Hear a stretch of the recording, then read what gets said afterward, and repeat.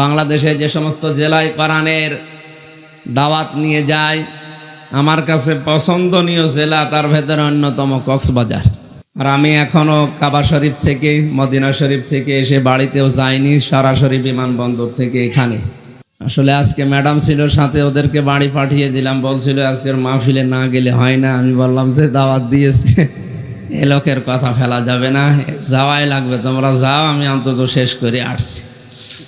মুসাফির অবস্থায়, অসুস্থ এমনিতেই, এবং মাজলুম অবস্থায় আছি। আজকে আপনারা দেখেছেন বিভিন্ন পত্রিকায় কারা যেন আবার সূক্ষ্ম ষড়যন্ত্র নিয়ে আমার পেছনে লিখেছে।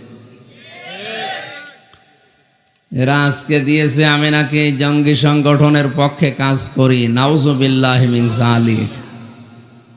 জঙ্গি কি এ তো আমি জানি না। ওদের পক্ষে কাজ করব, বিপক্ষে কাজ করব কি করে? যে মানুষ যে অপরাধ করে না, ওই দোষ যদি তার উপরে কেউ চালিয়ে দেয়, ওর সাথে যত রকম মানুষের সম্পর্ক থাকবে, কিয়ামতে সবাই জাহান্নামে যাবে। আপনাকে বাঁচার জন্য বলছি, এখনো আমি সহ বিশ্বের যাদের উপরে দোষ চাপিয়ে নিজেকে আপনারা ভালো প্রমাণ করার চেষ্টা করেন জাতির সামনে, তওবা করেন, নয়তো আপনার নামাজ, রোজা, মুসলমানি সব মাঠে মারা যাবে, আপনি চির জাহান্নামী। এটাকে আমি মানালাম। কোরআনে কারিমে ১৫০০ বছর আগে মহান আল্লাহ জানিয়েছেন, অমাইয়াকে সিবে খতিয়াতান আও ইসমাং সুম্মা ইয়ারমি বিহি বারিয়াং ফাকাদ ইহতামালা বুহতানা ওয়া ইসমাম মুবিনা। সূরা নেসার ১১২-১৩ নম্বর আয়াতে আল্লাহ জানিয়েছেন, পৃথিবীতে অনেক মানুষ এমন আছে নিজে অন্যায় করে, আরে ১০টা একটা নিরপরাধ, অজ্ঞ, কিচ্ছু জানে না, এরকম মানুষের ওপরে চাপিয়ে নিজে ভালো সাজে। এ যেন প্রকাশ্য পাপের বোঝা বহন করে নিয়ে বেড়াচ্ছে। এটা এখন দেখার সিস্টেম নেই, তাই আপনি দেখতে পাচ্ছেন না। আমার মনে হয় এই সিস্টেম যদি আল্লাহ চালু করে দিত, আদম আলাইহিস সালামের জামানায় যেমন ছিল, কেউ কোরবানি দিলেই কবুল হয়ে যেত তা না, এটা জবাই করে চাটিয়াল ময়দানে রেখে আসা লাগতো। যার টাকা হালাল ইনকামের, এগুলো আকাশ থেকে আগুনের ঝলক এসে পুড়িয়ে ফেলত। আর যার টাকার ভেতরে ২ নাম্বারই আছে, ওইটা ওখানেই পড়ে থাকতো, মানুষ বুঝতো যে এইরকম। আমার মনে হয় এ শরীয়ত যদি এখন থাকতো, বাংলাদেশে কত মানুষ যে ধরা খেত আল্লাহ ভালো জানে। সুতরাং যারা এই পাপের কাজে আছেন, নিজে অন্যায় করেন, নিজে জঙ্গিবাদের সাথে আরো জড়িত, এই কাজগুলো নিরপরাধ মানুষের উপরে চাপিয়ে তাদেরকে সমাজে কালার করেন, আপনি প্রকাশ্য পাপের বোঝা বহন করে বেড়াচ্ছেন। কিয়ামতে মানুষ আপনাকে দেখবে আর সিসি করবে। আপনি যেন অন্তত বিপদে না পড়েন, এজন্য আগে থেকে সতর্ক করলাম। কোরআন দিয়ে নাকি আমার বাবার কথা দিয়ে? আল্লাহ আমাকে এবং যারা এই সমস্ত কাজে যদি কেউ লিপ্ত থাকে, প্রত্যেককে যেন বিরত হওয়ার তৌফিক দেন, বলেন আমিন। মঞ্চে বসা ওলামা ইকরাম, সামনে বসা মুসলমান ভাইরা, পর্দার আড়ালের সম্মানিতা মা এবং বোনেরা, প্রাণপ্রিয় কক্সবাজারবাসী, বাংলাদেশে যে সমস্ত জেলায় কোরআনের দাওয়াত নিয়ে যায়, আমার কাছে পছন্দনীয় জেলা তার ভেতরে অন্যতম কক্সবাজার। এদের অ্যাক্টিভিটিস, এদের অন্তত উদ্যোগগুলো ভালো লাগে। রমজানুল মোবারকে এখন মানুষ খুব ব্যস্ত, এরপরেও জনাব নাসির মেম্বার এলাকার মানুষকে নিয়ে আজকের এই জান্নাতের বাগানটা সাজিয়েছে। এটা এখন যদিও মনে হচ্ছে খেলার মাঠ না, এটা এখন জান্নাতের বাগান হয়ে গেছে। নবীজির ভাষা, এটা এখন জান্নাতের। আর জান্নাতে কোনো জাহান্নামী মানুষকে আল্লাহ প্রবেশ করাবে না। যারা জাহান্নামে যাবে তারা জাহান্নামে যাবে, যারা জান্নাতে যাবে তারা জান্নাতে যাবে। সুতরাং এখানে যারা এসেছে, আমি বিশ্বাস করতে পারি যে আমরা জান্নাতি। জান্নাতে যাবার পরে কোনো মানুষকে আল্লাহ বের করে দেবে না, আর সে বের হতেও চাইবে না। সুতরাং আসরের আজান পর্যন্ত আমরা এখানে কথা বলার পরে এই মুসাফির অবস্থায় দোয়া করে এরপরে বিদায় নেব। সবাই থাকবেন তো ইনশাল্লাহ? এই ধৈর্য, এই তৌফিক আল্লাহ আমাদেরকে দিলেন, বলেন আলহামদুলিল্লাহ। তাফসীরুল কোরআন মাহফিল লিখে দিয়েছেন, আমরা তাফসীর আকারে সূরা মুনাফিকুন থেকে 3টা আয়াত পড়েছি। আয়াতের আলোকে বিশ্বনবীর লক্ষ লক্ষ হাদিস থেকে একটা হাদিসের টুকরা পড়েছি। এখান থেকে কথা বলার চেষ্টা করব ইনশাআল্লাহ। দরুদ আর সালাম পড়ছি মুহাম্মদুর রাসূলুল্লাহ সাল্লাল্লাহু আলাইহি ওয়াসাল্লামের প্রতি, যার আনিত আদর্শ পেয়ে আমরা খুশি। আমরা খুশি তো ইনশাআল্লাহ। মান যাকা তা'মাল ঈমান মান রাদিয়া বিল্লাহি রাব্বা ওয়া বিইসলামি দীনা ওয়া বিমুহাম্মদ সাল্লাল্লাহু আলাইহি ওয়াসাল্লাম নাবিয়্যা ওয়া রাসূলা, রাহু মুসলিম। নবীজির আপন চাচা হযরতে আব্বাস রাদিয়াল্লাহু তাআলা আনহু বর্ণনা করে, আল্লাহর নবী বলেন, ওই লোকটা ঈমানের স্বাদ পেয়েছে, মজা পেয়েছে, যে লোকটা আল্লাহকে রব বলে খুশি আছে।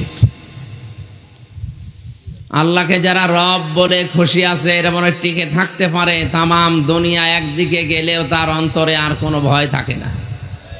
এমনকি জেলখানা, ফাঁসির রশি পর্যন্ত তার কাছে চা নাস্তার মতো মনে হয়। আমরা অনেকের মুখে এরকম কথা এদেশে শুনি নাই, যারা আল্লাহকে রব বলার পরে সত্যিই টিকে আছে। যত জুলুম নির্যাতন হোক, সবগুলো তাদের সকালবেলা চা আর পানের মতো। 2 নম্বরে যে মানুষগুলো পৃথিবীতে ইসলামকে জীবন ব্যবস্থা পেয়ে খুশি আছে। ইসলাম শুধু ধর্ম নাকি? না, Islam is the complete code of life. এটা মানব জীবনের জন্য পূর্ণাঙ্গ জীবন ব্যবস্থা। আমরা শুধু ইসলামকে ধর্ম হিসাবে মানি না, পানি পোড়া জীবন চালাতে যা লাগে সব ইসলামে আছে। আল্লাহ পাক বলেন, আল-ইয়াওমা আকমালতু লাকুম দীনাকুম ওয়া আতমামতু আলাইকুম নি'মাতি ওয়া রাদিতু লাকুমুল ইসলাম দীনা। সূরা মায়েদার 3 নম্বর আয়াতের মাঝের অংশে আছে, আজকের এই দিনে আমি আমার জীবন ব্যবস্থা ইসলামকে পরিপূর্ণ করে দিলাম। যত নিয়ামত আছে সব নিয়ামত তোমাদের উপরে পূর্ণ করলাম, এবং আমি নিজে ইসলামের ওপরে আমি আল্লাহ নিজে খুশি হয়ে গেলাম। জোরে বলেন সুবহানাল্লাহ। এখানে যারা আছি সব আমরা একটা ধর্মের অনুসারী, আমরা মুসলিম। এজন্য তামাম দুনিয়ার অনেক কিছু না পেয়েও আমরা খুশি, কারণ আমাদের জীবন ব্যবস্থা ইসলাম, যার উপরে আল্লাহ নিজে রাজি হয়ে গেছেন। বলেন আলহামদুলিল্লাহ। আমায়াবতাগি গায়রাল ইসলামি দীনান ফালা ইউকবালা মিনহু ওয়া হুয়া ফিল আখিরাতি মিনাল খাসিরিন। সূরা আলে ইমরানের 85 নম্বর আয়াতে আল্লাহ বলেন, কোন মানুষ যদি ইসলাম বাদ দিয়ে পৃথিবীর অন্য কোন নিয়ম নীতি দিয়ে আল্লাহকে রাজি করতে চায়, জীবনেও তার ইবাদত বন্দেগী কখনোই কবুল হচ্ছে না, হবেও না। এটা যেটা রেকর্ড হচ্ছে, লাইভ চলছে, তামাম পৃথিবীর মানুষ যারাই শুনছেন, এটা বিভিন্ন ভাষায় রূপান্তরিত হয়ে তামাম দুনিয়ার 750 কোটি মানুষের কাছে পৌঁছিয়ে যাচ্ছে। আমি মক্কা শরীফে, মদিনা শরীফে, দাম্মামে, তায়েফে, জেদ্দায় যত জায়গায় ঘোরাফেরা করলাম, দেখি আমার বক্তব্যগুলো বাংলাতে, আরবিতে অনেকে শুনছে। মাওলানা মিজানুর রহমান আজহারীর, মাওলানা তারেক মনোয়ারের, মাওলানা আব্দুল্লাহ আলামিন, মাওলানা সাদিকুর রহমান আজহারী সহ অসংখ্য আলেমের বক্তব্য বাংলায় তো চলছে। বিভিন্ন ভাষায় যে যে ভাষার লোকেরা ওই ভাষায় রূপান্তরিত করে শুনছে। এখন একটা অ্যাপস বেরিয়েছে, শুধু ওখানে টিপ দিলে ওই ভাষায় আমার কথা আপনি শুনতে পাবেন। এটা একটা নিয়ামত। এটা কি? আজকে আমি এই 2000 বা 5000 লোকের সামনে কথা বলছি না, এখন আমার সামনে 750 কোটি মানুষ। এই প্রজেক্টর বা এই স্যাটেলাইটের মাধ্যমে যে ব্যবস্থা আল্লাহ আমাদের হাতের দোড়গোড়ায় এনে দিলেন, এটা নিয়ামত মনে করছি। এটা যেন খারাপ কাজে আমরা ব্যয় না করি, ভালো ভালো কাজে ব্যয় করি, ইসলাম প্রচারের কাজে।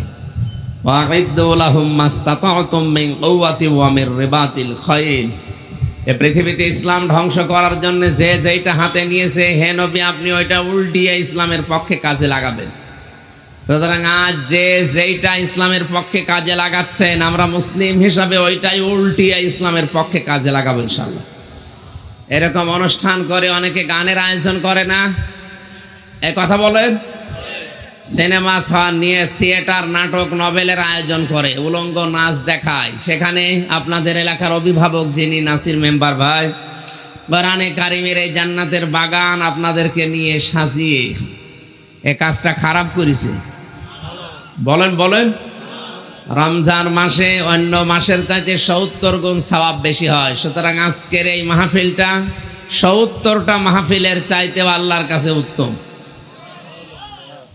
যে আল্লাহ ইনাকে এই ভালো কাজ করার মন মানসিকতা, ধৈর্য এবং উদ্যোগ নেওয়ার তৌফিক দিলেন, এই ওসিলায় আল্লাহ তার বাবাকে যেন কবরে জান্নাত দিয়ে দেন। এলাকায় যত কবরবাসী আছে সবার কবরের আযাব আজকের এই আলোচনার মাধ্যমে আল্লাহ যেন মাফ করে দেন। কক্সবাজারবাসী, এই জন্য সারা পৃথিবীর মানুষ আমার সামনে নিয়ে বলছে, আমি এরকম মন নিয়েই কথা বলছি। ইসলাম বাদ দিয়ে যে যেইভাবে চেষ্টা করছেন আল্লাহকে রাজি করার, কখনো আল্লাহ রাজি হবেন না। এমনকি আপনার জীবনের কোনো ইবাদত বন্দিগি কবুল হচ্ছে না, হবেও না। আয়াতের শেষের কথা বড় মারাত্মক, হুয়া বিল আখিরাতি মিনাল খাসিরিন। ওই লোকটা সবচাইতে বড় ক্ষতিগ্রস্ত হবে আখিরাতে। জোরে বলেন নাউজুবিল্লাহ।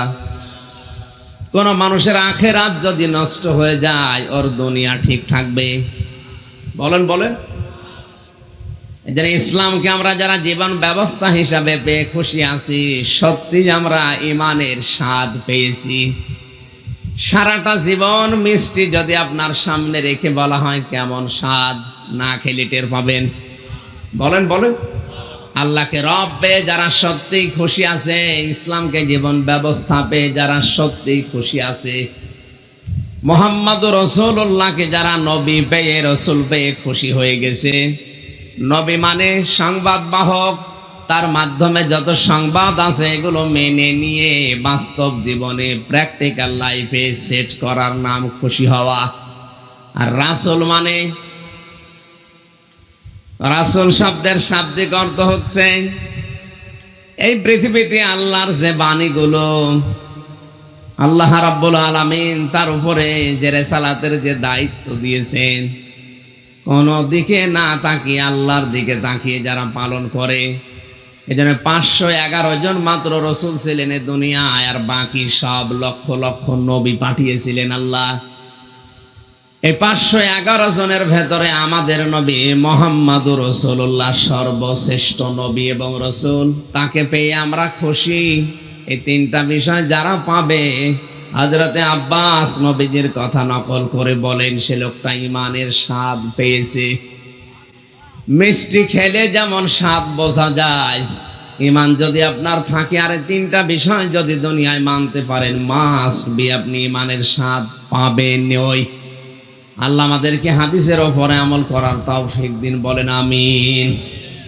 সূরা মুনাফিকুন থেকে 3টা আয়াত পড়েছি। কোন সূরা? সবাই বলেন।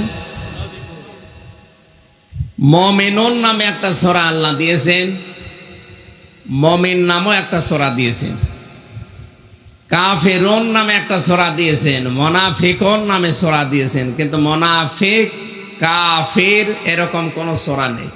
বহু বচন, সবাইকে সমষ্টি করে আল্লাহ দিয়েছেন। মুনাফিকদের অনেক গুণাবলী আছে, ওই সমস্ত গুণাবলী যদি কারো ভেতরে থাকে সে যেন এখনই তাওবা করে ফিরে আসে। খলিফাতুল মুসলিমিন হযরত ওমর রাদিয়াল্লাহু তাআলা আনহু মাঝে মাঝে হুযায়ফা ইবনুল ইয়ামিনকে ডাক দিয়ে বলতেন, হুযায়ফা, নবীজি ইন্তেকালের আগে মদিনায় কারা কারা মুনাফিক আছে তাদের একটা লিস্ট তোমাকে দিয়েছে, তুমি একটু দেখো তো এই লিস্টের ভেতরে আমি ওমরের নামটা আছে কিনা। অথচ তাদের জীবনের ইবাদতের পরীক্ষা নবী নিজে নিয়েছেন। তারা প্রতিটি ইবাদতে ফার্স্ট ক্লাস ফার্স্ট হয়েছে, পাস করে গেছে। আলেমে থাকতে হাদিসটা পড়েছিলাম। গভীর রজনীতে বিশ্বনবী হযরতে আবু বকরের বাড়িতে গেলেন। চিন্তা করলেন, দেখি আবু বকর কি করে। রাতের বেলা গিয়ে দেখে আবু বকর ঘুমিয়ে নেই, তাহাজ্জুদের নামাজে সূরা ইয়াসিন পড়ছে। ইয়াসিন আল কুরআনিল হাকীম। কিন্তু আওয়াজটা খুব মৃদু ক্ষীণ, আস্তে আস্তে পড়ছিলেন। নবীজি অনেকক্ষণ পর্যন্ত তেলাওয়াত শুনলেন। শেষ পর্যায়ে দোয়া করলেন, মাবুদ, এই লোকটার জীবনের ওপরে আমি খুশি হয়েছি, আল্লাহ তুমিও খুশি হয়ে যাও। দোয়া করে তিনি চলে আসলেন। হযরত ওমরের বাড়িতে গিয়ে দেখলেন ওমরও ঘুমিয়ে নেই, তাহাজ্জুদের নামাজে তিনি গলা ছেড়ে দিয়ে জোরে জোরে তেলাওয়াত করছে। আর রহমান আল্লামাল কুরআন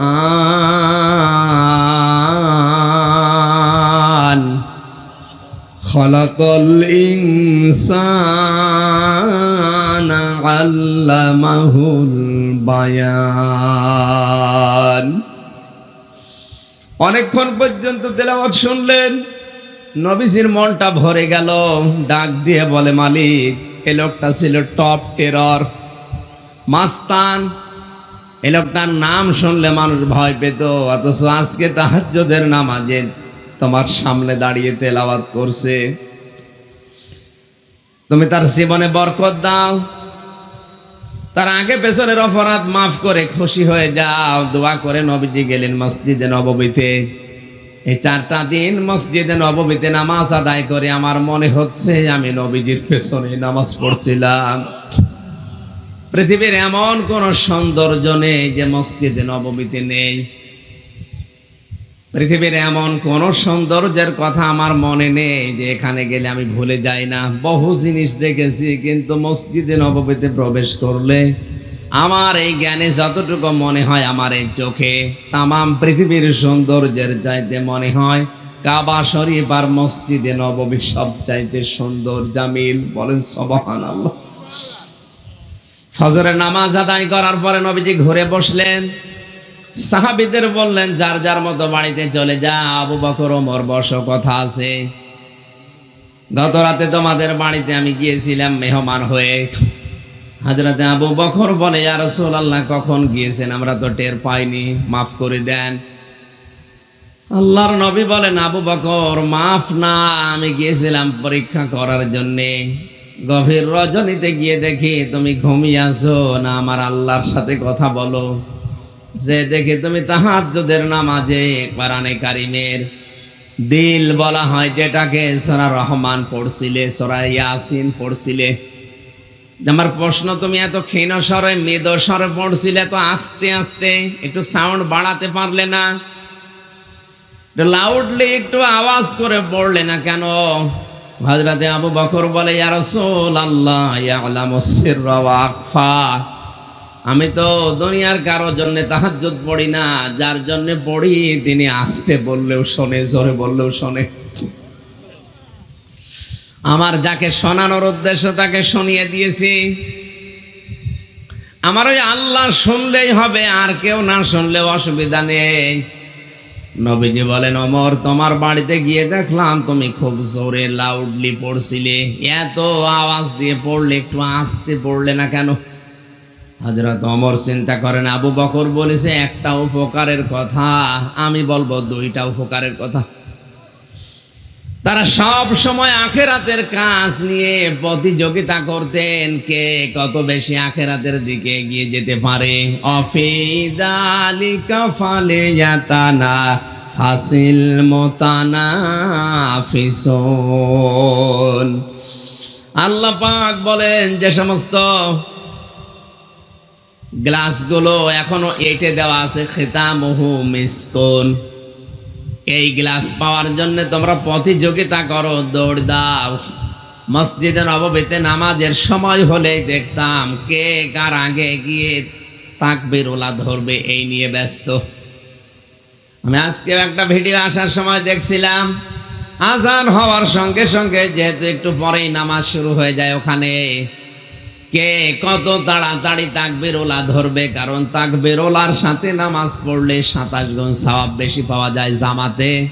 এরপরও আবার মসজিদে নববীতে কাবা শরীফে 50,000 রাকাত, 1 লক্ষ রাকাত নামাজের সওয়াব বেশি পাওয়া যাবে।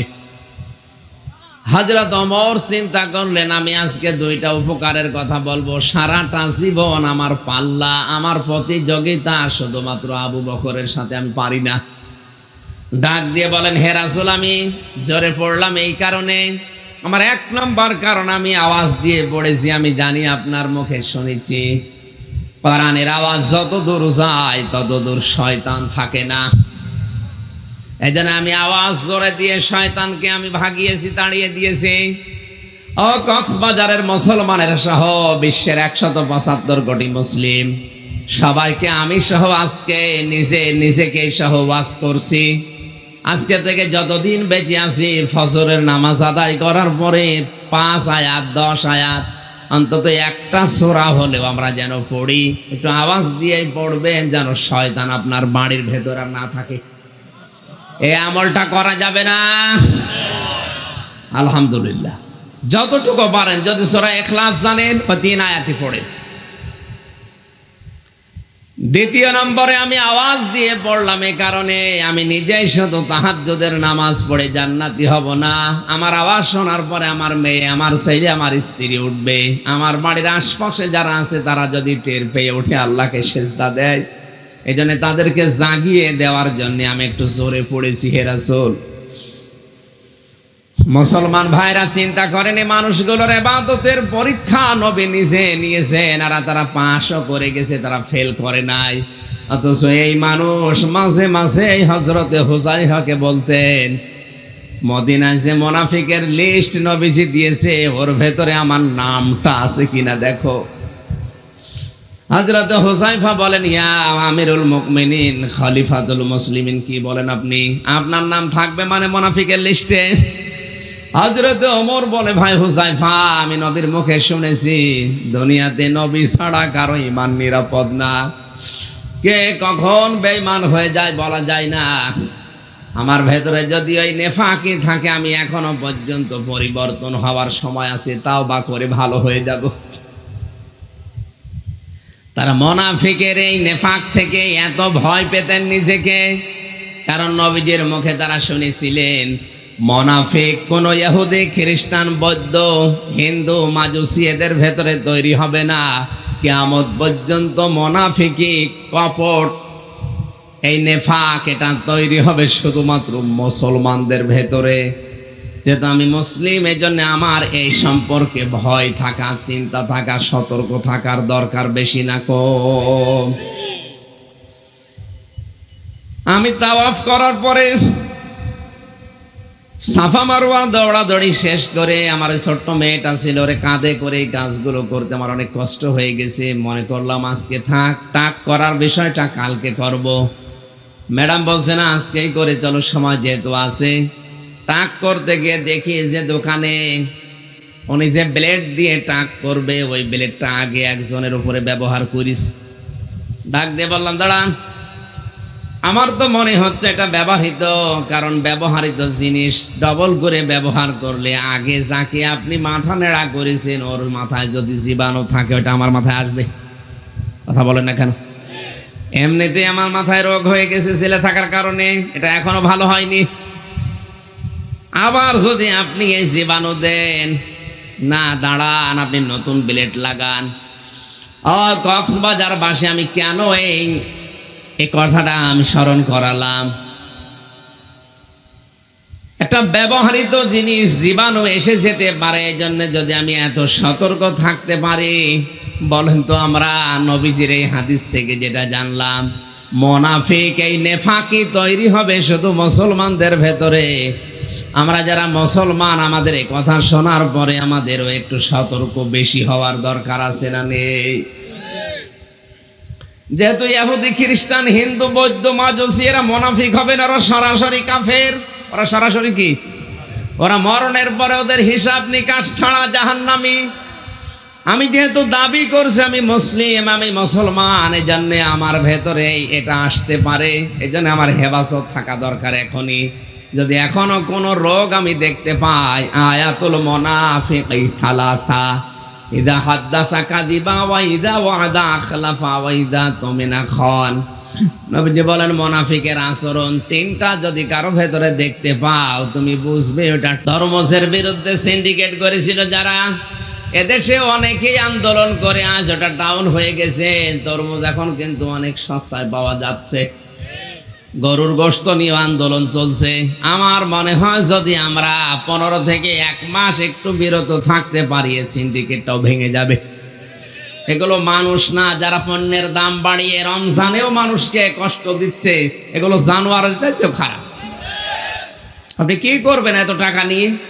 যদি এখনই আপনার এই অবৈধ টাকা রমজানে উপায় করে কিডনি নষ্ট হয়ে যায়। আজকে আমার এক চাচি মারা গেছে, আমি এখানে আসার পরে এই 1-1.5 ঘন্টার পরে শুনলাম ওনার 2টা কিডনি নষ্ট হয়ে আজকে এই মনে হয় 2টার দিকে মারা গেল। বলেন তো, আপনার এই রমজান মাসে পৃথিবীর অন্যান্য মুসলিম দেশগুলো আমি যতটুকু খবর নিলাম, এমনকি মক্কা মদিনাতেও খোঁজ নিয়ে দেখেছি, ওদের যা দাম থাকে 11 মাস রমজান আসলে অর্ধেক করে দেয়। আর আমরা এমন মুসলমান দেশ, এই 57টা মুসলিম দেশ, তার ভেতরে আমার মনে হয় এক্সেপশনাল, আলাদা। আমরা অন্য মাসে যাই করি, রমজান আসলে জিনিসের দাম আরো বাড়িয়ে দিই। কি করবেন এই টাকা নিয়ে? অবৈধ ব্যবসায়ীরা সিন্ডিকেট করে যারা মুসলমানকে কষ্ট দিচ্ছেন, রোজাদারদেরকে বলেন এ টাকা আপনি মনে করেন রমজানে 5 কোটি টাকা উপায় করলেন, যদি 2টা কিডনি নষ্ট হয়ে যায়, আমার চাষির মতো যদি এখনই আপনি পটল তোলেন, তামাম দুনিয়া বিক্রি করেও কিডনি পাবেন তখন। এজন্য আশা করছে আপনি থামবেন। এই সিন্ডিকেটগুলো ভাঙা দরকার, এটা কাফেরদের কাজ। কথা বললে যারা মিথ্যা কথা বলেন, সাক্ষী দিলে যারা মিথ্যা সাক্ষী দেন, আল্লাযীনা লা ইয়াশহাদুনা যুর, তোমরা মিথ্যা সাক্ষী দেবে না। বাংলাদেশে মিথ্যা সাক্ষী নেই। আমাকে যে 2টা মামলা দিয়েছে, এই 2টা মামলার যারা সাক্ষী, একটাও কি ওরা আদালতে জজের সামনে, বিচারকের সামনে সত্য কথা বলতে পারবে? যা বলবে সব মিথ্যা কথা। বলেন বলেন, নবীজির হাদিস ছিল কি, ইদা হাদ্দাসা কাযিবা, কথা বললেই, সাক্ষী দিলেই মিথ্যা সাক্ষী দেয়, মিথ্যা কথা বলে। তাহলে এই যে মানুষগুলো যারা সাক্ষী দেবে আমার এই 2টা মামলার বিপক্ষে, যা বলবে কোরআনে কারিম আমি মাথায় নিয়ে বলতে পারবো, হাতে নিয়ে বলতে পারবো, সব মিথ্যা কথা। কারণ একটা বিষয় আমি জানি না, এরকম আমার মতো হাজারো মিথ্যা মামলা এদেশে আছে না? তাহলে কত মুনাফিক আপনি এবার চিন্তা করেন। ওয়াদা করলে ভঙ্গ করে, কথা দেয়, কথাগুলো ঠিক রাখে না। আমি মদিনার মসজিদে তাহাজ্জুদের নামাজ পড়ে একটু ফেসবুক চালাচ্ছিলাম, হঠাৎ দেখি এই মেম্বারের ওই যে রাস্তা তৈরি করার ওই ভিডিও যাচ্ছে। কোন জায়গায় ওটা? ওই সময় মন থেকে দোয়া করেছি, আল্লাহ এই রমজান মাসে রোজা রাখা অবস্থায় যে লোকটা মানুষের চলাফেরার জন্য রাস্তা তৈরিতে ব্যস্ত, রমজানে একদিকে রোজা আছে আর একদিকে মানুষের চলার জন্য রাস্তা বানিয়ে দিচ্ছে, এটা যে কত বড় ইবাদত উনি হয়তো এখনো জানে না। আজ বাংলাদেশে অনেকে ইসলাম না বোঝার কারণে রাস্তার টাকা, কালভার্ট ব্রিজের টাকাগুলো আত্মসাৎ করে ওইটা দিয়ে মসজিদের টাইলস লাগিয়ে দেয়। এটা না বোঝার কারণ। একটা মসজিদ বানিয়ে দিলে আপনি কয়টা মানুষ পাবেন নামাজ পড়তে? নাই 2000 মানুষ নামাজ পড়লো, কথা বলো না কেন? আরে রাস্তাটা সংস্কার করে দিলে, যদি ভালো করে রিপেয়ারিং করে ভালো করে দেয়, লক্ষ লক্ষ মানুষের রাস্তা দিয়ে হাঁটবে। 1000 মসজিদ বানানোর চাইতে রাস্তা বানানো আল্লাহর কাছে অনেক দামি। ওনার এই দামি কাজটা যেন আল্লাহ কবুল করেন, বলেন আমিন। আমার ভাইরা, ওয়াদা দিলে যারা ঠিক রাখে, এ দায়িত্ব নেওয়ার সময় অনেক ওয়াদা মানুষকে দেয়। এনারা যারা দায়িত্ব নেওয়ার জন্যে ভোট চাইতে যায় মানুষের কাছে, কত রকমের ওয়াদা দেয়। এই ওয়াদাগুলো যদি সঠিকভাবে পালন করা হয়, আমার দাদাও তো চেয়ারম্যান, আমি জানিয়ে দেশে 1 ইঞ্চি রাস্তা কাঁচা থাকার কথা না। অনেক বাজেট আছে, কিন্তু উপর থেকে পর্যন্ত আসতে আল্লাহর ওলিরা অধিকাংশগুলো গায়েব করে দেয়। এই জন্য ওনার পর্যন্ত যা আসে শেষ ওই বাঁশ আর রড দিয়া ছাড়া উপায় থাকে না। ওকে বাড়ি বিক্রি করে দেবে। এমনিতে মেম্বার হতেই কত লক্ষ লক্ষ টাকা আপনাদের পেছনে খরচ করা লিগেছে, ও টাকা তোলা লাগবে না? তারপরেও তো অনেক স্যাক্রিফাইস করে চলছে। এই রাস্তাটা বানানো দেখে সত্যি আমার মনটা ওই দিন ভরে গেছে। মসজিদে নববীতে বসে আমি ওই লাইলাতুল কিয়ামুল লাইল যেটা হয়, ওখানে রাতে 1টায় শুরু হয়, ওই সময় দোয়া করছিলাম আল্লাহ যেন সত্যিই তার এই সন্তানাদি এবং তার বাবাকে, আমি এই পোস্টার দেখেছিলাম, তার বাবার রুহের মাগফিরাত কামনা এটা দিচ্ছে, আল্লাহ যেন ক্ষমা করেন। তিন নম্বরে মুনাফিক তারা যাদের কাছে কিছু আমানত রাখলে নিজেই খেয়ে ফেলে। পৃথিবীতে যখন সরকারি সম্পদগুলো নিজের ব্যক্তিগত সম্পদ বলে মানুষ ব্যবহার আরম্ভ করবে, ওই জামানায় আল্লাহর গজব আসতে আর বেশি দেরি হবে না। এটা বাংলাদেশের জন্য না। আজ অনেক মানুষ আমরা দেখতে পাই সরকারি সম্পদগুলো, যেগুলো জনগণের সম্পদ, ওগুলো নিজের সম্পদ মনে করে এইসব ব্যবহার করে। আরে ওগুলো তো আপনার কাছে আমানত। ওগুলো কি? এই যে মুনাফিকের যে তিনটা কথা বললাম, আর একটা হাদিসে আমি চারটা পেয়েছি। মুনাফিকের 4 নাম্বার আচরণ হচ্ছে ওরা কথায় কথায় ঝগড়া হলে গালি দেয়। কি দেয় বলেন বলেন? মসজিদে নববীর এই যে বারান্দায় ওই দেশের মেয়েরা যারা নামাজ পড়তে আসে, তার সাথে ছোট ছোট বাচ্চারা দেখলাম নামাজে এসে দৌড়াদৌড়ি করছে। আমার এই ছোট মেয়ে ফারিহা জান্নাত 4 বছর, ওর সাথে খেলাধুলায় লিপ্ত। এর সাথে দৌড়াদৌড়ি করে চিন্তা করলাম, দেখি আমার দেশের ছেলে মেয়েরা তো দৌড়াদৌড়ি করে, গালি দেয় ধরতে গেলে। খেলা খেললে গালি দেয় না? কি বলে দেখি, কান লাগিয়ে দেখি, না ও গালি দিচ্ছে না। আমার ফারিহাকে ধরার সময় ওই দেশের যারা বাচ্চারা বলছে সুবহানাল্লাহ, আলহামদুলিল্লাহ। মেয়েটাকে যদি ছোট মেয়ে বাচ্চা শুয়ে যেতে পারে, বলছে আল্লাহু আকবার, ওদের এইটাই গালি মনে হচ্ছে। কথা বললে যারা মিথ্যা কথা বলে, ওয়াদা করলে ভঙ্গ করে, আমানত রাখলে খেয়ানত করে, আর কথা ঝগড়া হলে কারো সাথে গালি দেয়, এগুলো মুনাফিকের আচরণ। যাদের ভেতরে এগুলো আছে, আল্লাহ এই মুহূর্তে তাওবা করার তৌফিক দিন, বলেন আমিন। তাওবা মানে আস্তাগফিরুল্লাহ রাব্বি মিন কুল্লি যামবি ওয়া তুবু ইলাইহি, শেষ করে দিলেন তাওবা না। এই মুহূর্তে সিদ্ধান্ত নেন, এই যে কথাগুলো বললাম এগুলো যদি আমার ভেতরে থাকে, জীবন চলে যাবে। এই মুহূর্ত থেকে এগুলো থেকে আমি মুক্ত হয়ে গেলাম, আমি আর মুনাফিকের নেফাক ভেতরে রাখতে চাই না। কথায় রাজি আছেন আপনারা? আল্লাহ আমাদেরকে তৌফিক দিন মুনাফিকের সব গুণ থেকে হেফাজত থাকা। এখান থেকে আয়াত পড়েছিলাম 9, 10, 11 নম্বর আয়াত।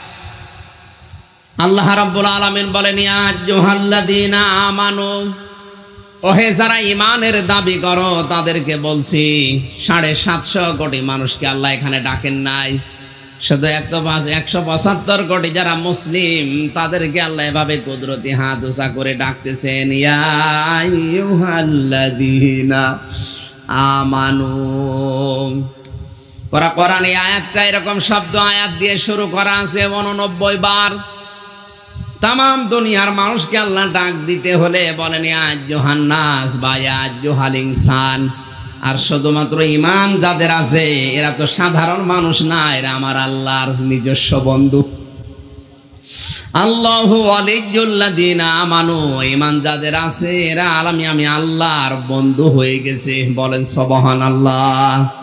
মনের ভেতরে একটা শান্তি পাবেন আপনি আলাদা, কারণ আপনি বেঈমান না, আপনি কাফের মুশরিক মুনাফিক না, আপনি ইমানদার। আর কিছু না থাক দুনিয়ায়, অন্তত ঈমান আছে, আপনি আল্লাহর বন্ধু হয়ে গেছেন। এই বন্ধুদেরকে আল্লাহ ডাক দিচ্ছেন, শোনো, লা তুলহিকুম, ধ্বংস হয়ে যেও না, উদাসীন হয়ে যেও না, হালাক হয়ে যেও না, গাফেল হয়ে যেও না। আমওয়ালুকুম ওয়ালা আওলাদুকুম আন যিকরিল্লাহ, ঐশ্বর্য, সন্তানাদি, স্ত্রী পুত্র, এগুলোর পেছনে থাকতে গিয়ে আমি আল্লাহর জিকির থেকে তোমরা নিজেদেরকে গাফেল উদাসীন করে রেখো না। আল্লাহর জিকির থেকে, কিসের থেকে? অমাইয়াফাল যালিকা ফাউলাইকা হুমুল খাসিরুন। কেউ যদি এরকম উদাসীন হয়ে থাকে, আমি আল্লাহ বলছি ওই লোকটার জীবন ক্ষতিগ্রস্ত। জোরে বলেন নাউজুবিল্লাহ। আমার মনে হয় আল্লাহকে যারা আমরা বিশ্বাস করি, 100% যারা বিশ্বাস করি, আয়াতটা শোনার পরে শরীরের ভেতরে পশমগুলো খাড়া হয়ে যাওয়ার কথা। আল্লাহ বলেন তোমরা উদাসীন হয়ে যেও না, হালাক হয়ে যেও না, নিজেদেরকে গাফেল করে রেখো না। সম্পদ আদি, দুনিয়ার সন্তান আদি, স্ত্রী, এদের পেছনে থাকতে গিয়ে আল্লাহর জিকির থেকে যেন গাফেল হয়ে যেও না, উদাসীন হয়ে যেও না। যদি হয়ে যাও, আমি আল্লাহ বলছি ক্ষতিগ্রস্ত হয়ে যাবা। যেহেতু তামাম দুনিয়ার 750 কোটি মানুষকে আল্লাহ এখানে ডাকেন নাই, শুধুমাত্র 175 কোটি আমরা এই আয়াতের ভেতরে মুখাতেব আছি, আমরা এর ভেতরে শামিল। এই জন্য আমরা খুশি হয়ে দেখবো আল্লাহ আমাদেরকে কি ওয়াজ করলেন এই আয়াতে। প্রথমে আল্লাহর জিকির থেকে মানুষ উদাসীন হয়ে যায়, গাফেল হয়ে যায়। ঐশ্বর্য, সম্পদ আর সন্তানাদি স্ত্রী, এদের নাম আল্লাহ দিলেন। কক্সবাজারবাসী যারা শিক্ষিত মানুষ তারা একটু খেয়াল করেন তো, জিকিরের সাথে সম্পদের, সন্তানের, স্ত্রীর সম্পর্ক কি? এদের কথা বলতে গিয়ে আল্লাহ জিকিরের নাম কেন দিলেন? যে আমার জিকির থেকে তোমরা যেন সন্তানাদি, স্ত্রী, পুত্র আর টাকা পয়সার পেছনে থাকতে গিয়ে আমার জিকির ভুলে যেও না। তাহলে জিকিরের সাথে এদের সাথে রিলেটেড কি, সম্পর্ক কি, এইটা আগে আমাকে জানা লাগবে। কারণ আমি এটা না জানলে আমি ক্ষতিগ্রস্ত, আমার জীবন ব্যর্থ। জিকির শব্দটা পড়া কোরআনে আমি 19টা অর্থে পেয়েছি, সামারাইজ করে পড়া কোরআনে আমি 5টা অর্থে ব্যবহার পেয়েছি বেশি। 1 নম্বরে মিলাবেন, 1 নম্বরে জিকিরের অর্থ কোরআন শরীফ, ইন্না নাহনু নাযালনা যিকরা ওয়া ইন্না লাহু লাহাফিজুন। আল্লাহ পাক বলেন এই পৃথিবীতে আমি আল্লাহ নিজে জিকির নাজিল করেছি, আর জিকিরের হেফাজতের দায়িত্ব আমি আল্লাহ নিজে নিয়েছি। এখানে জিকির মানে কোরআন, জিকির মানে কি? তাহলে আল্লাহর কোরআন থেকে যদি কেউ গাফেল হয়ে যায়, তার সন্তানাদি আর সম্পদ আদির পেছনে পড়ে, এ লোকটা ক্ষতিগ্রস্ত। এ লোকটা কি? আমি আবার বলছি, আমার সামনে কিন্তু মাত্র এই কয়জন না, এটা রেকর্ড হয়ে আজকে এখন যেহেতু লাইভ চলছে, তামাম দুনিয়া শুনছে। আপনি ক্ষতিগ্রস্তর ভেতরে আছেন আর সফলতার ভেতরে আছেন, আপনি আয়াতের সাথে মিলান। কোরআনে কারিম যাদের কাছে নেই, কোরআন বাদ দিয়ে যারা পৃথিবীর সম্পদ আদি, সন্তান আদির পেছনে শ্রম দিচ্ছেন, সময় দিচ্ছেন, আপনি ক্ষতিগ্রস্ত হয়ে গেছেন। হ্যাঁ, আপনাকে আমি দুনিয়া শেষ করে দিতে বলছি তা না। এই লোকটা দুনিয়ার ভেতরে যেমন আছে, আখিরাতের কাজ কারবারেও সময় পেলে আঞ্জাম দেয়। আপনি একটু খেয়াল করেন তো, আমি বারবার ওনার কথা এমনি বলি না, আমি মাঝে মাঝে ওনার জীবনের এই অ্যাক্টিভিটিসগুলো লক্ষ্য করি। উনি মানুষ কিন্তু আখিরাতের না, দুনিয়ার মানুষের সাথে মিলে চলা লাগছে। হাজারো মানুষের দায়িত্ব তার মাথার উপরে উনি আনে।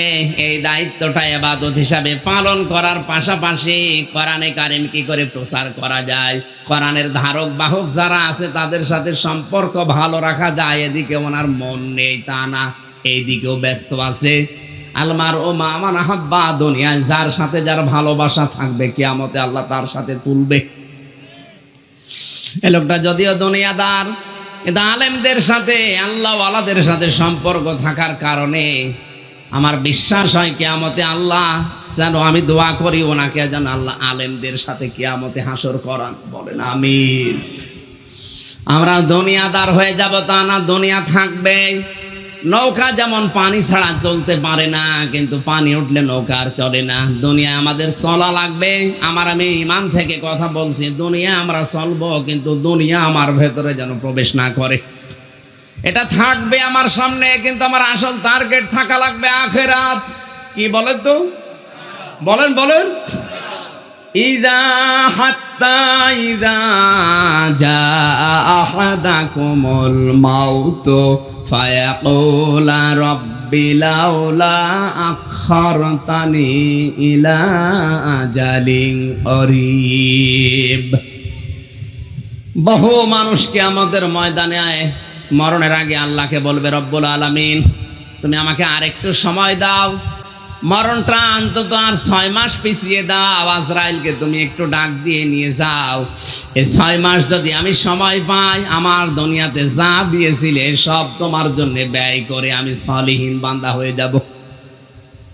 আল্লাহ পাক বলেন না, ওয়ালা ইউআখিরাল্লাহু নাফসান ইযা জাআ আজালুহা আল্লাহু খাবীরুম বিমা তা'মালুন। যার যতটুকু আজাল সময় নির্ধারিত করা আছে, তার কাছে মৃত্যু 1 সেকেন্ড আগেও যায়নি, পরেও যায়নি, নির্ধারিত সময় আজরাইল চলে গেছে। সুতরাং আর সময় দেওয়া হবে না। তোমরা যা করো, যা বলো, আমি আল্লাহ কিন্তু সব জানি। সূরা মুমিনের ভেতরে আল্লাহ আর একটু পরিষ্কার দিয়েছেন, হাত্তা ইযা জাআ আহাদাহুমুল মাউতু ক্বালা রাব্বিরজিউন লাআল্লি আ'মালু সালিহান ফীমা তারাকতু কাল্লা ইন্নাহা কালিমাতুন হুয়া কাইলুহা ওয়া মিন ওয়ারাইহিম বারযাখুন ইলা ইয়াউমি ইউবআসুন। বলেন আল্লাহু আকবার। যখন মরণ চলে আসে মানুষের কাছে, লোকটা আকুতি জানায়, রব্বুল আলামিন আর একটু সময় আমাকে দাও, যদি সত্যি একটু সময় পাই আমি সত্যি ভালো হয়ে যাব, ভালো ভালো কাজে আমি আঞ্জাম দেব। আল্লাহ তাআলা বলেন, বান্দা এটা তো তোর কথার কথা, এটা তোর মুখের কথা, এরকম বহু কথা জীবনে তুই বলতিস, একটাও ঠিক রাখিস নাই। তোকে আর সময় দেওয়া হবে না, কারণ তোর মনের অবস্থা আমি জানি। এখন বলবি, কিছুক্ষণ পরে দুনিয়ার তালে পড়ে সব ভুলে যাবি। এত খোলামেলা ওয়াজ করার পরেও যদি কোনো মানুষ আল্লাহর ওয়াজ না বোঝে, আমার মনে হয় ওর কপালে আর হেদায়েত নেই। আমার ভাইরা, আমাদের সামনেও কিন্তু এদিন আসবে, ওয়াংযিরিন নাস ইয়াউমা ইয়াতিহিমুল আযাব। আল্লাহ পাক বলেন, হে নবী আপনি সতর্ক করেন ওই মানুষগুলোকে ওই দিন সম্পর্কে। ফায়াকুলুল্লাযীনা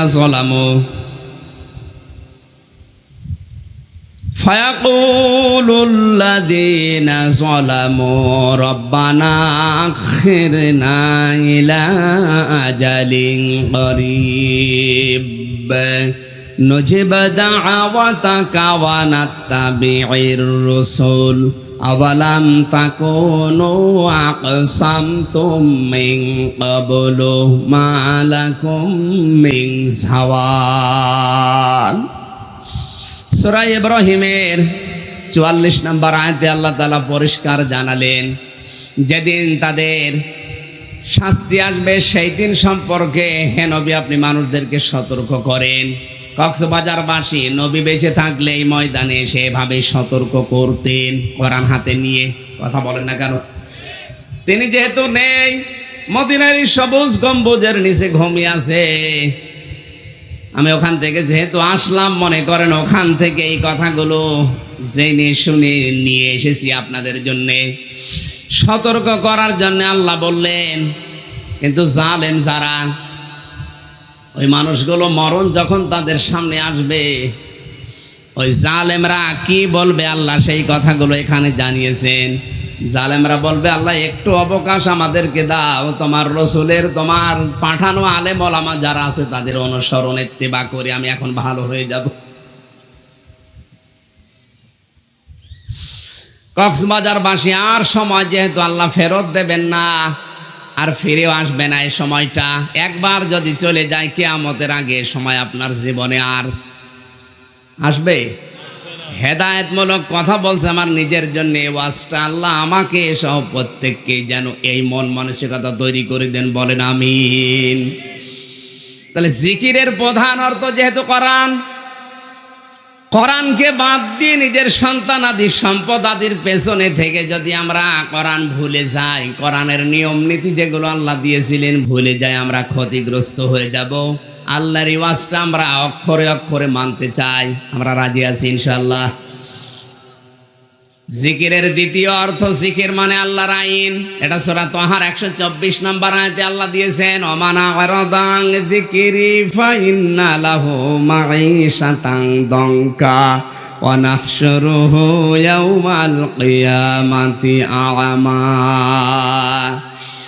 আল্লাহ পাক বলেন, আমার জিকির থেকে কেউ যদি মুখ ফিরিয়ে নেয়, আমি তার জীবনটা সংকীর্ণ করে দেব, ছোট করে দেব। তার জীবনের আয় উন্নতিতে কোনো বরকত থাকবে না। চর্ম চোখে দেখতে মনে হবে বিশাল কিছুর মালিক হচ্ছে, অথচ ওর ভেতরে অশান্তির দাবানল চলবে। ওর কোটি কোটি টাকা থাকবে, বাড়ি গাড়ি থাকবে, ব্যাংক ব্যালেন্স থাকবে, কিন্তু চোখে ঘুম থাকবে না। আমি বহু ধনী মানুষের সাথে দেশে মিশে দেখেছি, কত টাকা আছে ব্যাংকেও নিজে জানে না, কিন্তু ওর ঘুম নেই। অথচ অনেক মানুষ এমন আছে ব্যাংকে 4 আনা পয়সা নেই, ট্রাকের চাকা যেভাবে বাস্ট হলে ডাকে শব্দ হয় ওইভাবে নাক ডেকে ডেকে ঘুমাচ্ছে। সেটাক্সিন খায়, কষিয়াম খায়, ওর ঘুম আসে না। কারণ এই ঘুমটা দেওয়ার মালিককে।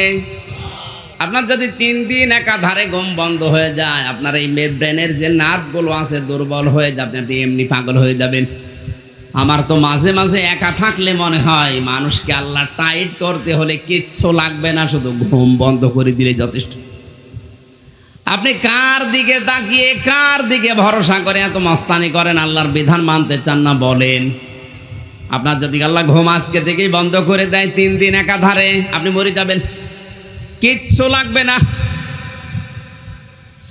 কক্সবাজারবাসী এজন্য জিকির মানে যেহেতু আল্লাহর আইন, আল্লাহর আইন বাদ দিয়ে যদি সন্তানাদি কেউ মানুষ করে, আল্লাহর আইন বাদ দিয়ে যদি কেউ সম্পদ অর্জন করে, ওইটা তার জীবনে ক্ষতিগ্রস্ত হবে, ওই লোকটা হালাক হবে, ধ্বংস হবে।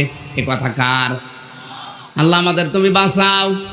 জিকিরের 3 নাম্বার অর্থ, জিকির মানে উপদেশ। ফাযাক্কির বিল কুরআনি মা ইয়াখাফু ওয়াঈদ। এই জন্য আল্লাহর জিকির, আল্লাহর উপদেশ থেকে মুখ ফিরিয়ে কেউ যদি সন্তান আদি সম্পদ আদি উপার্জন করে, মানুষ করে, ওগুলোও ধ্বংস হয়ে যাবে। খুব ভালো করে একটু খেয়াল করেন তো, সম্পদের সাথে, সন্তানের সাথে, স্ত্রীর সাথে জিকিরের সম্পর্কটা আসলে কি? জিকির মানে যদি শুধু সুবহানাল্লাহ, আলহামদুলিল্লাহ, আল্লাহু আকবার, হু হু এইটাই হয়, তাহলে আল্লাহ সম্পদের সাথে আর সন্তানের সাথে এটা জুড়ে দিলেন কেন বলেন? এই জন্যে দিয়েছেন। সম্পদ আদি, সন্তান আদি, স্ত্রী, এদের পেছনে থাকতে গিয়ে কেউ যদি আল্লাহর আইন, আল্লাহর বিধান ভুলে যায়, ওই লোকটার জীবন যে ক্ষতিগ্রস্ত হবে, ও নিজে না জানলেও জানে কে? আল্লাহ জানেন, এই জন্য আগেই জানিয়ে দিয়েছেন। এ জানা প্রশ্নেরও যদি আমরা উত্তর জোগাড় করে নিয়ে যেতে না পারি, আমাদের মতো ব্যর্থ ছাত্র আছে। আর আল্লাহ প্রত্যেককে আয়াতটা মেনে চলার তৌফিক দিন, বলেন আমিন। আয়াতের দ্বিতীয় আয়াতে ছিল আনফিকু মিম্মা রাযাকনাকুম মিন ক্বাবলি আইয়াতিয়া আহাদাকুমুল মাউত ফায়াকুলা রাব্বি লাউলা আখখারতানি ইলা আজালিন করিব। একজন আজানের জবাব দিয়ে দেন, একজন দিন। আমরা যে হাদিস পড়েছি, হাদিসের অল্প কিছু ব্যাখ্যা করে রমজান কেন্দ্রিক, এই জন্যে রমজান কেন্দ্রিক ব্যাখ্যাটা করে শেষ করব। থাকবেন না কিছুক্ষণ? এখানে আসরের নামাজটা পড়ে যাওয়া যাবে না? অসুবিধা নেই সব, নাকি ইফতার এখানে তো নেই? অনেক মেম্বার মানুষ, ইফতারে এত মানুষের দিতে গেলে বাড়িঘর বিক্রি করা লাগবে। সুতরাং যা আয়োজন করেছে আমরা খুশি, ইফতারি বাড়ি যেয়ে করে নেবেন নাকি? আর এখানে যদি করেন, দরকার হয় ওনাকে দিয়ে এখন তোকে খেজুর আর পানির ব্যবস্থা করে দিই। এত দেরি পর্যন্ত হয়তো থাকাও সম্ভব না। আর আমি সে আজ 2 রাত ঘুম নেই, সারা দিন সারা রাত শুধু জার্নির উপরে আছি। আমাদের ফ্লাইটটা আসলে মিস্টেক হওয়ার কারণে আর কষ্ট হয়ে গেছে। সত্যি সত্যি বলছি, কোরআনের মাহফিলে এসে এনারে দাওয়াত না হলে আমি যে কোনো কায়দায় কাটিয়ে বাড়ি চলে যেতাম। ছাতা মাথায় এত কষ্ট করা যায় কোথায়? সে মদিনা থেকে মানে সে ফজরের আজান দিলে বের হয়ে সারা দিন ধরে আসলাম জেদ্দা, এখান থেকে বসে থেকে থেকে থেকে থেকে এরপরে ফ্লাইট, এরপরে আবার বাহরাইন নামলাম 2 ঘন্টা, এরপরে আবার এখানে, এরপরে এই জায়গায়, মানে একেবারে জীবন শেষ হয়ে গেছে। আর তারপরে ওই ছোট বাচ্চাটা জ্বালাতে আছে। এত কিছুর পরও আল্লাহ সুস্থ অবস্থায় এই ময়দানে এনে কোরআনে কারিমের এই সঠিক কথাগুলো সহজ ভাষায় তুলে ধরার যে তৌফিক দিলেন, আল্লাহকে ধন্যবাদ জানাচ্ছি, বলি আলহামদুলিল্লাহ। এই জন্য সম্পদ আদি, সন্তান আদি যাদের আছে, এগুলো যেন আমরা খরচ করি মরণ আসার আগে। মরণ যদি একবার আল্লাহ পাঠিয়ে দেয়, শত কাকুতি মিনতি করে, এগুলো আর আল্লাহর কাছে আর কিছু বলেও ম্যানেজ করা যাবে না। যে হাদিস পড়েছিলাম ইবনে মাজাহ শরীফ থেকে, নবীজি বলেন লিসাইমি ফারহাতান, রোজাদার যারা, তাদের জন্য 2টা খুশির সময় আছে, সংবাদ আছে। একটা খুশি হচ্ছে যখন ইফতারি করে রোজা রেখে, এর ভেতরে একটা আনন্দ আল্লাহ নিজে দিয়ে দেয়। রোজা না রেখে অনেকে ইফতারি করে, কিন্তু একটু চোর চোর ভাব লাগে। আর রোজা রেখে যদি কেউ ইফতারি সামনে নিয়ে বসে, তার মনের ভেতরে একটা অনির্বচন সুখ আল্লাহ নিজের পক্ষ থেকে দেয়, যেটা বেরোজাদারের পক্ষে সম্ভব না। এখানে ইংদা ফিতরিহির দুইটা অর্থ আছে, একটা ইফতারি আর একটা যখন মানুষ 30টা রোজা রেখে ঈদুল ফিতরের নামাজ আদায় করে বাড়ির দিকে যায়, আল্লাহর নবী বলেন ওর মা যেন এই মাত্র তাকে প্রসব করেছে বেগুনাহ ব্যক্তির মতো হয়ে যায়। 2 নম্বরে খুশির সময় এই লোকটা যখন মরণের পরে রায়ান নামক দরজা দিয়ে আল্লাহর সাথে সাক্ষাৎ করবে, আল্লাহ নিজে রোজাদারদের সাথে সাক্ষাৎ করবেন। এখন রোজাদার আমরা যারা আছি এই মনে করে যদি খুশি হয়ে যায় যে আর অসুবিধা নেই, না খেয়ে তো আছি, শুধু না খেয়ে থাকার নাম রোজা। রোজা রেখে কেউ যদি সকলখড়ি করে, যে সাদিকুর রহমান আজহারি ভাই বলছিলেন না, মানুষের পেছনে লেগে থাকা এটা যে কত বড় অপরাধ এখন আপনি টের পাচ্ছেন না। একটা মানুষের অপরাধ যদি কেউ দুনিয়ায় গোপন রাখে, কিয়ামতে আল্লাহ তার 70টা অপরাধ গোপন রাখবে। কালকে সুবহানাল্লাহ বলবেন। এটা দুনিয়ার একটা সহজ কাজ, আমি এনার একটা দোষ গোপন করে দিলাম, আমার 70টা অপরাধ আল্লাহ কিয়ামতে গোপন রাখবে। এটাকে যেমন তেমন ব্যাপার। আল্লাহ আমাদেরকে এই রমজানুল মোবারকে এই কাজটা থেকে বিরত হওয়ার তৌফিক দিন। শুধু না খেয়ে থাকার নাম রোজা না। আপনি মানুষের পেছনে লাগা বন্ধ করেন, মানুষের উপরে জুলুম করা বন্ধ করেন, এইগুলোর নাম রোজা। যার যে অধিকার আছে অধিকারগুলো তাকে ফিরিয়ে দেন।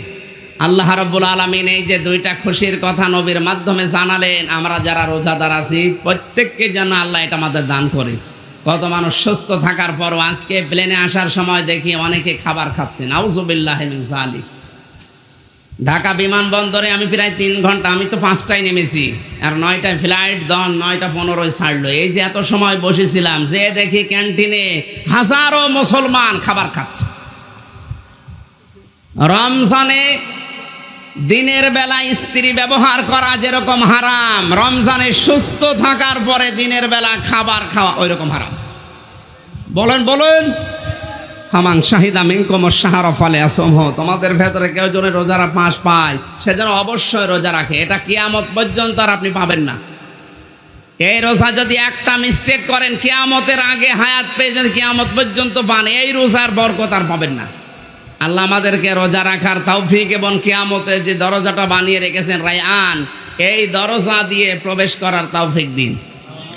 নবীজির কাছে যে দরজা দেখলাম বাবুস সালাম, এই দরজা দিয়ে সবাইকে যেতে দেয় না। বাংলাদেশ থেকে আমরা যারা গিয়েছে আমাদের কার্ড নেয়, কার্ড নেওয়ার পরে নাম ধরে ধরে লিস্ট করে সালাম দেওয়ার জন্য পাঠায়।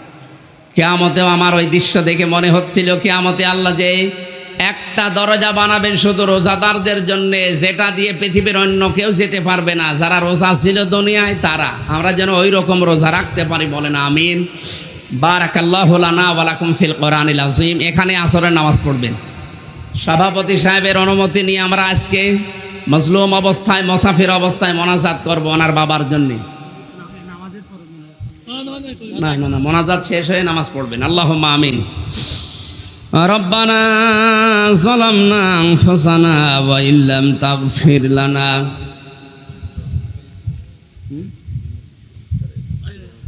আতারহামনা লানাকুনান্না মিনাল বলে যায় আমরা ক্ষতিগ্রস্ত হয়ে যাব। আল্লাহর এই ওয়াজটা আমরা অক্ষরে অক্ষরে মানতে চাই, আমরা রাজি আছি ইনশাআল্লাহ। জিকিরের দ্বিতীয় অর্থ, জিকির মানে আল্লাহর আইন। এটা সূরা তাহার 124 নম্বর আয়াতে আল্লাহ দিয়েছেন, ওমান আরাদান যিকরি ফাইন্না লাহু মাঈশাতান দঙ্কা ওয়া নাহশুরুহু ইয়াওমাল কিয়ামাতি আ'মা। আল্লাহ পাক বলেন, আমার জিকির থেকে কেউ যদি মুখ ফিরিয়ে নেয়, আমি তার জীবনটা সংকীর্ণ করে দেব, ছোট করে দেব। তার জীবনের আয় উন্নতিতে কোনো বরকত থাকবে না। চর্ম চোখে দেখতে মনে হবে বিশাল কিছুর মালিক হচ্ছে, অথচ ওর ভেতরে অশান্তির দাবানল চলবে।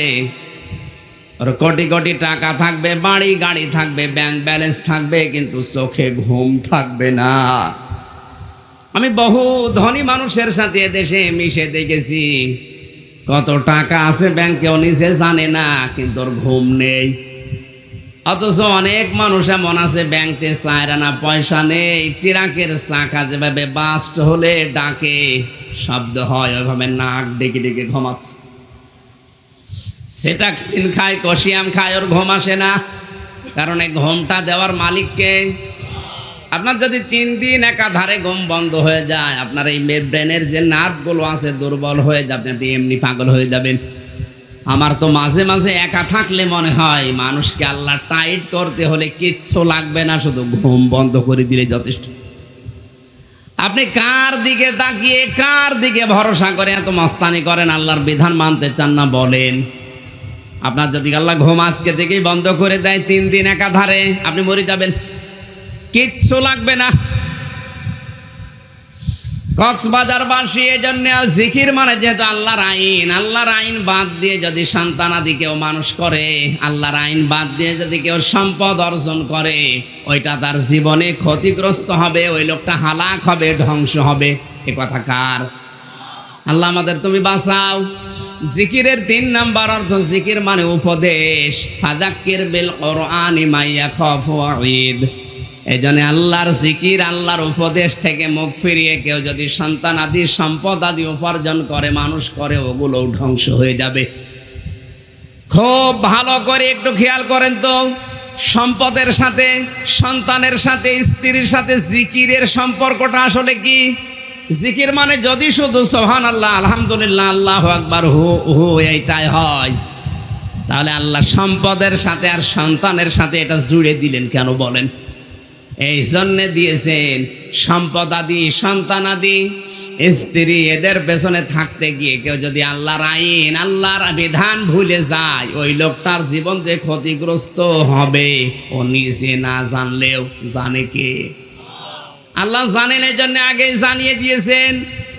এ জানা প্রশ্নেরও যদি আমরা উত্তর জোগাড় করে নিয়ে যেতে না পারি, আমাদের মতো ব্যর্থ ছাত্র আছে। আর আল্লাহ প্রত্যেককে আয়াতটা মেনে চলার তৌফিক দিন, বলেন আমিন।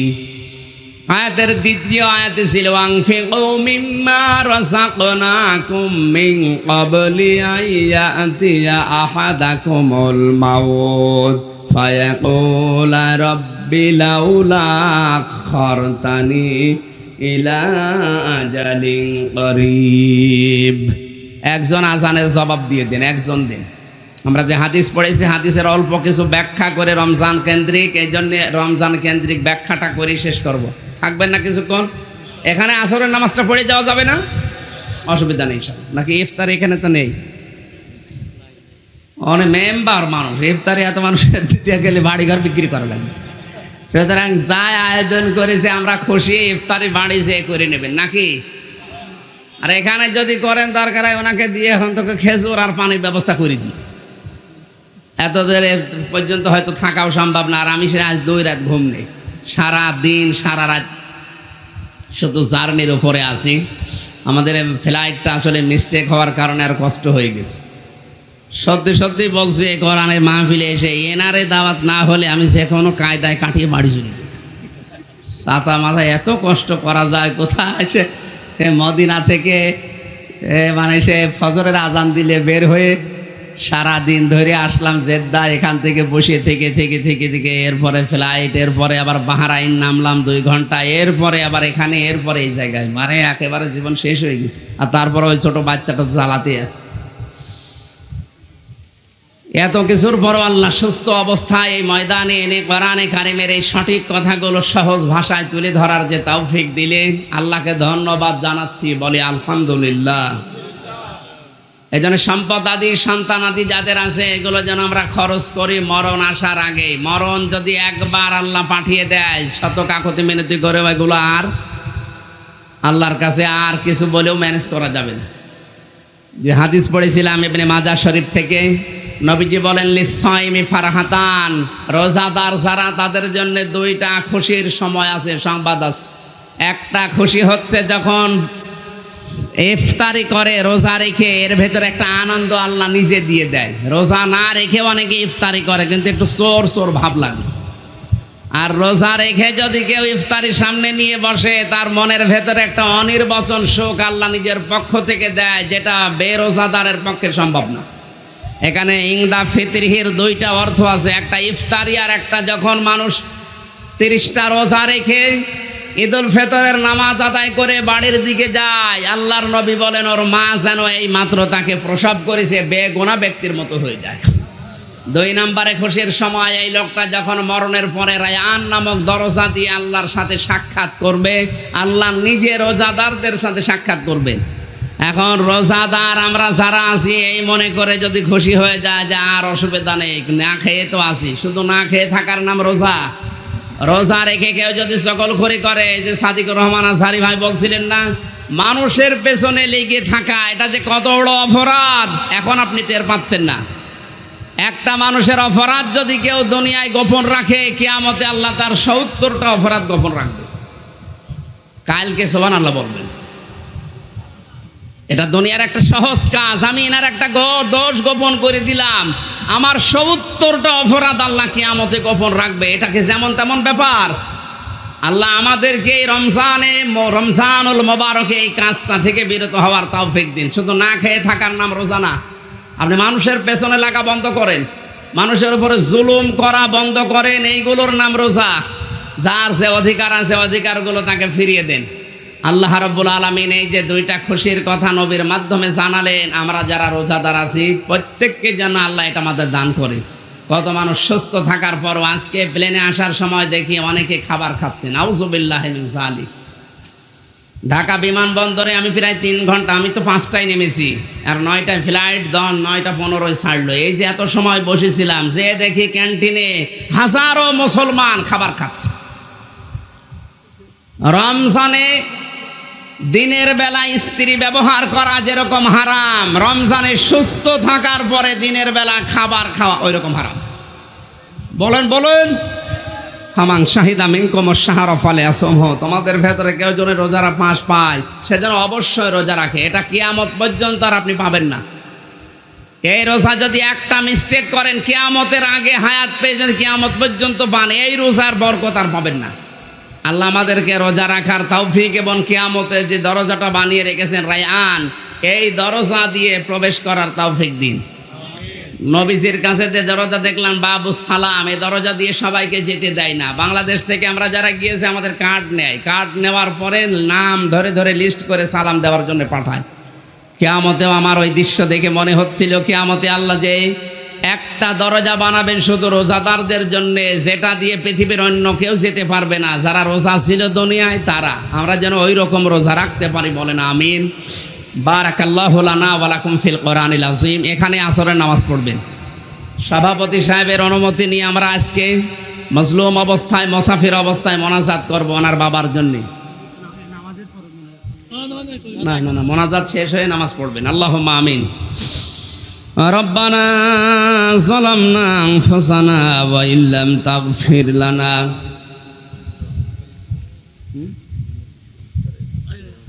আতারহামনা লানাকুনান্না মিনাল এলাকায় যত কবরবাসী আছে তাদের রূহের মাগফিরাত কামনায় রমজানুল মোবারকে আয়োজন। প্রতিটি অক্ষরে তোমার নবী জানিয়েছেন 10টা করে নেকি হয়। যত আয়াত আমরা পড়েছি আলেমেরা, প্রতিটি অক্ষরে 10টা করে নেকি দিয়ে কবরবাসীদের রূহের ওপরে তুমি পৌঁছিয়ে দাও। বিশেষ করে মরহুম নজির আহমেদ, তোমার এই বান্দা কবরে আছে, হাজার হাজার মন মুখের উপরে মাটি নিয়ে ঘুমিয়ে আছে, তার কবরটা জান্নাতুল ফেরদাউস বানাও। সারাটা জীবন অপরাধ করে জীবনটা নষ্ট করে ফেলেছি।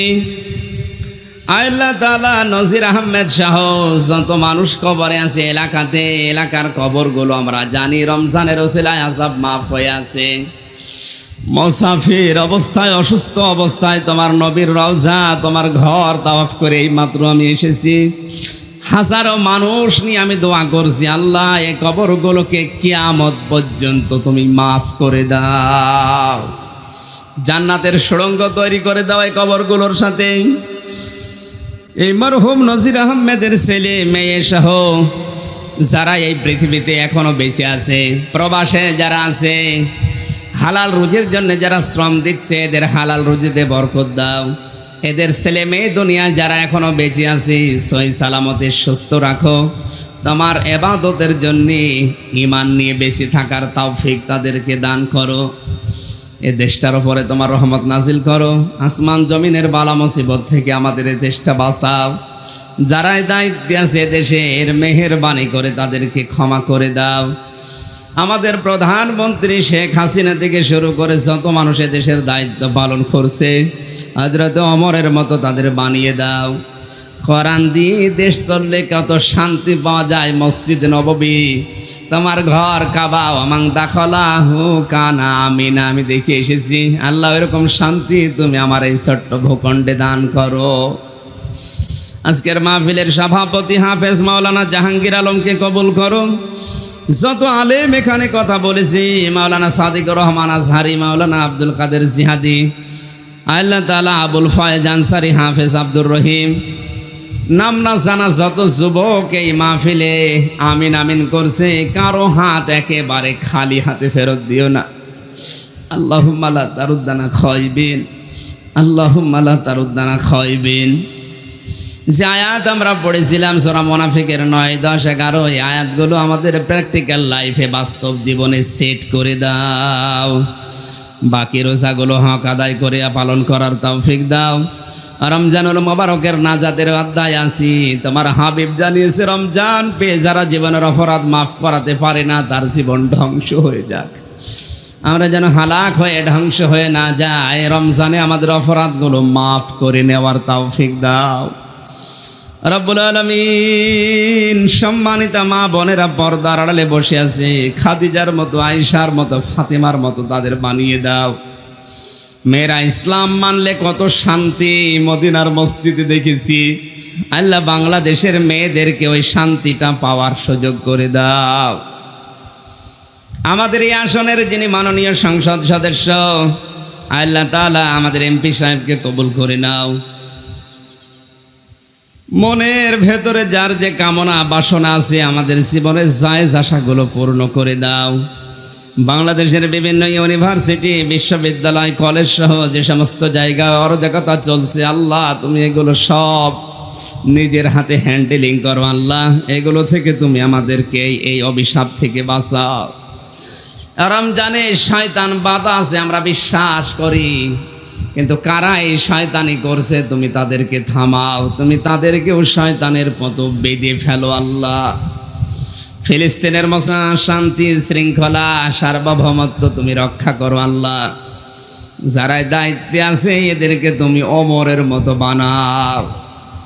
হযরত ওমরকে যদি তুমি পাল্টিয়ে দিতে পারো, এ মানুষগুলোর অন্তর তোমার হাতে আল্লাহ, তুমি এদের পাল্টিয়ে দাও। এরা ইসলামের পক্ষে এসে গেলে যেতে অনেকের জুলুম অত্যাচার মিথ্যা সাক্ষী বন্ধ হয়ে যাবে। এদের অন্তরে এদের কলিজায় জাহান্নামের ভয় ঢুকিয়ে দাও। আমাদের শরীরটা সুস্থ রাখো, আমাদের ইবাদতগুলো তুমি কবুল করো। তোমার বান্দামান জনাব নাসির মেম্বারের বাড়ির উপরে তোমার রহমত নাজিল করো। আসমান জমিনের বালা মুসিবত থেকে তোমার এই বান্দাকে বাঁচাও। যত মানুষ এই কোরআনের জন্য আজকে দল মত নির্বিশেষে ছুটে এসেছে, আল্লাহ সবাইকে তুমি কিছু না কিছু দিয়ে বাড়ি ফেরত দাও। বারাকাল্লাহু লানা ওয়া লাকুম ফিল কোরআনিল আযীম। যখনই মরণ আসবে একবার হলেও যেন আমাদের এই মুখে জারি হয়ে যায় লা ইলাহা ইল্লাল্লাহু মুহাম্মাদুর রাসূলুল্লাহ। আসসালামু আলাইকুম।